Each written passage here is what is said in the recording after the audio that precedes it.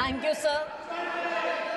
मैं आपके माध्यम से सरकार का ध्यान घग्गर नदी के बढ़ते प्रदूषण और इससे प्रभावित हरियाणा के सिरसा, फतेहाबाद, कैथल और अंबाला जिलों के लाखों लोगों के सामने खड़ी गंभीर स्वास्थ्य आपदा की ओर आकर्षित करना चाहती हूँ।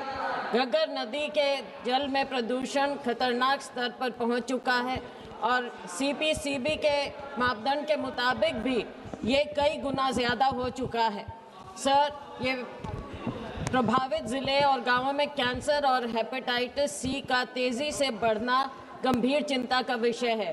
घग्गर नदी के किनारे बसे कई गांवों में कैंसर, हेपेटाइटिस C, त्वचा रोग, किडनी रोग तथा पाचन संबंधी गंभीर बीमारियों में चिंताजनक वृद्धि दर्ज की जा रही है। मैं खुद हर महीना 20 चिट्ठियां माननीय प्रधानमंत्री जी को लिखती हूं रिलीफ फंड से सहायता के लिए।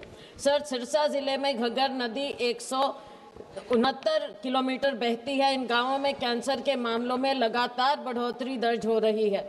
ओटू, रोड़ी, कुत्ताबड़ और एलनाबाद क्षेत्र के कई गांव इसमें शामिल हैं।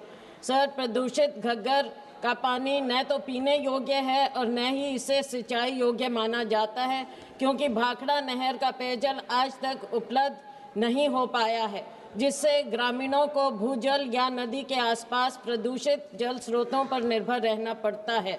सर, भूजल में भारी धातुएं और रसायन पाए जाने के कारण कैंसर व लिवर रोगों में लगातार वृद्धि हो रही है। सर, घग्गर नदी में प्रदूषण नियंत्रण करने वाली सरकारी योजनाएं केवल कागजों तक सीमित रह गई हैं। पंजाब और हरियाणा सरकार द्वारा स्थापित अधिकांश STP या तो बंद पड़े हैं या क्षमता अनुसार काम नहीं कर रहे। सर, नदी संरक्षण योजना का अधिकतर कार्य भी सिर्फ फाइलों में है। मैं सरकार से आग्रह करती हूं कि वह तुरंत हस्तक्षेप करें और घग्गर नदी में प्रदूषण रोकने के लिए आपातकालीन कार्रवाई शुरू करें।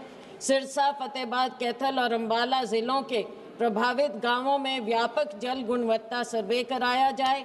पंजाब और हरियाणा के सभी STP की केंद्रीय एजेंसी द्वारा सीधे मॉनिटरिंग कराई जाए।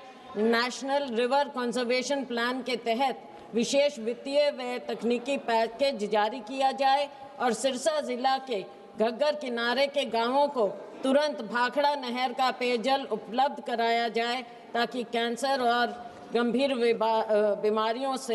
बीमारियों को रोका जा सके। धन्यवाद सर। एडवोकेट गोवाल कागड़ा जी। मैं इस सदन का ध्यान एक अत्यंत महत्वपूर्ण सार्वजनिक विषय की ओर आकर्षित करना चाहता हूं, जो प्रधानमंत्री ग्राम सड़क योजना के क्रियान्वयन तथा मेरे नंदुरबार लोकसभा क्षेत्र, जो अनुसूचित क्षेत्र, आदिवासी बहुल, भौगोलिक रूप से दुर्गम, आर्थिक रूप से पिछड़ा और अत्यंत कमज़ोर संपर्क वाला जिला है। मैं ग्रामीण सड़कों की स्थिति से संबंधित बात करना चाहता हूं। अतः आपके माध्यम से मैं माननीय ग्रामीण विकास मंत्री से निम्नलिखित प्रश्न पूछना चाहता हूं। क्या सरकार नंदुरबार लोकसभा क्षेत्र के लिए एक विशेष PMGSY ग्रिड पैकेज की तत्कालीन रूप से स्वीकृति करेगी, ताकि सभी पहाड़ों को अनुसूचित क्षेत्र के भौगोलिक परिस्थितियों को ध्यान में रखते हुए एक समग्र ग्रिड आधारित सड़क नेटवर्क से जोड़ा जा सके? I am including for new roads and bridges as well as special repair programmes in PMGSY। क्या सरकार अनुसूचित क्षेत्र के लिए PMGSY के जनसंख्या मानदंड को 250 से घटाकर 100 करने पर विचार करेगी? क्या सरकार PMGSY की सामग्री मानकों को उन्नत करेगी, विशेषकर आदिवासी और पहाड़ी क्षेत्रों में, और SS1 RS1 इमल्शन के स्थान पर B2N, VG30, VG40 अथवा PMB का उपयोग अनिवार्य करेगी?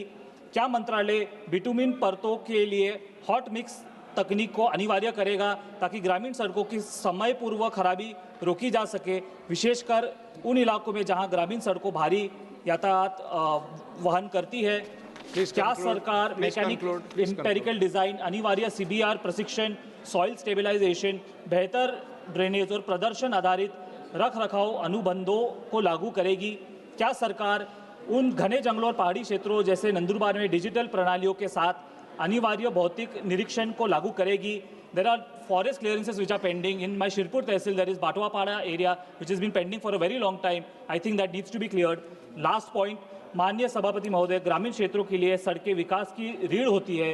देखिए, नंदुरबार जैसे आदिवासी, पहाड़ी और बिखरे हुए जिले में सड़कें जीवन और मृत्यु, अवसर और उपेक्षा, पहुंच और वंचना के बीच का अंतर निर्धारित करती है। बिना सड़कों से कोई भी सरकार योजना न स्वास्थ्य, माननीय न श्रीमती शिक्षा, न रोजगार, न रचना डिजिटल बनर्जी कनेक्टिविटी पहुंचा सकती है। मैं रिक्वेस्ट करता हूं, पीएमजीएसवाई 4 महाराष्ट्र में चल रहा है, मध्य प्रदेश में पीएमजीएसवाई 8 पहुंच गया है, उसे पीएमजीएसवाई 4 का फेज है वो ज्यादा बढ़ा दिया जाए महाराष्ट्र में, ये मैं विनंती करता हूं। धन्यवाद।